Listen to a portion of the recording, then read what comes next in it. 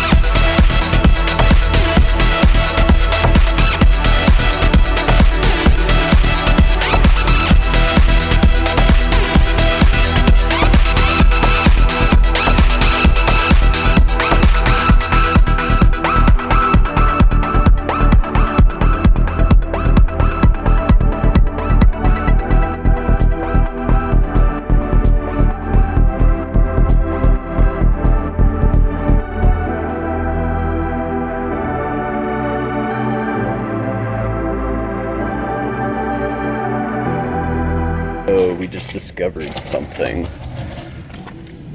We don't know when or where, but it looks like top dead center on here is backwards for some reason on the distributor. And we're looking at the instructions and the manuals real fast to make sure that that's correct and this is backwards, but I'm pretty sure.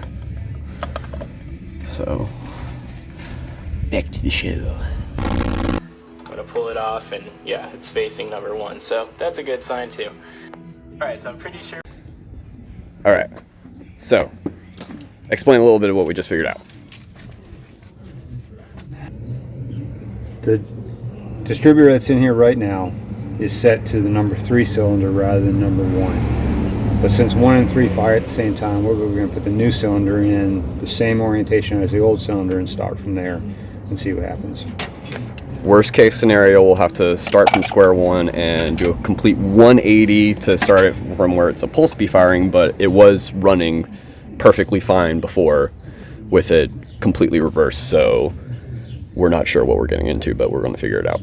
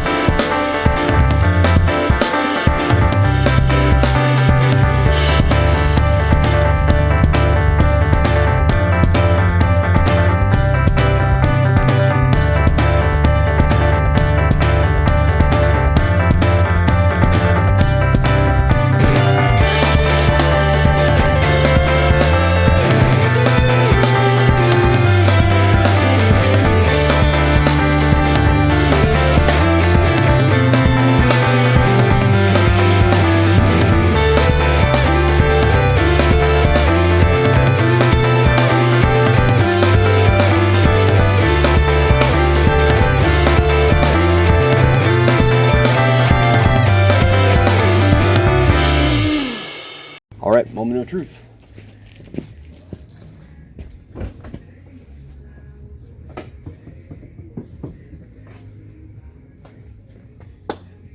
Just in case. All right, got power.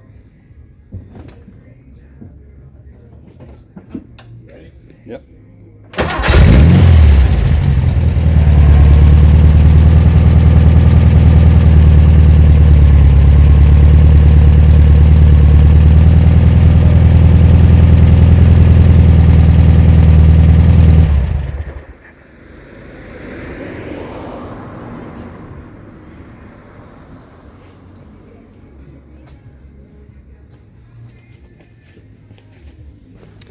All right, we're going to check the timing and the tune now, so let's see how that goes.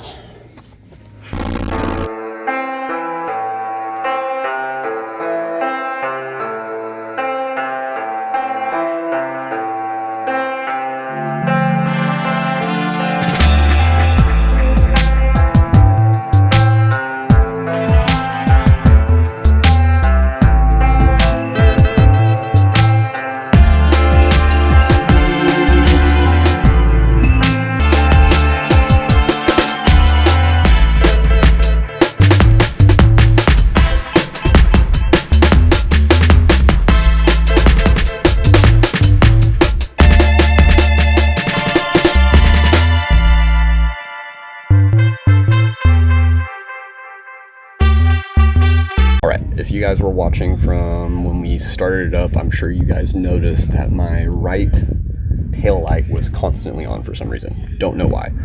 I noticed that the grounds on the wiring wiggled off because before we just had it looped around the screws and grounded to the plate, because these little plates right here are the ground.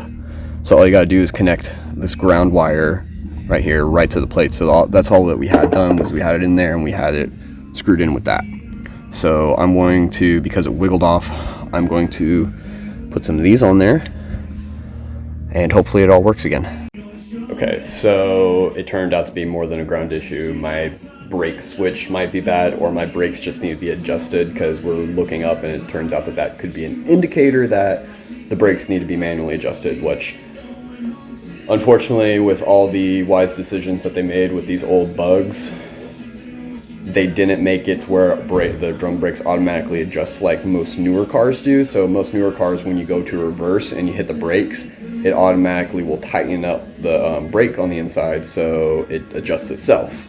These old bugs don't do that. You actually have to go in there, tighten it all the way down to where it doesn't spin, then you back it off until it starts spinning smoothly and it's adjusted. I'm going to try that first later this week. I'll do another video for that. But for now, since we found another issue, I'm at least ending this on a good note, and I'm putting this sticker on. It's happening. All right. Sticker's on. I messed up a little bit right there, though. Don't pay attention to that. All right, guys. Well, that's it for today. I hope you enjoyed. I'll see you guys in the next video when I try taking care of these brake lights and the brakes themselves.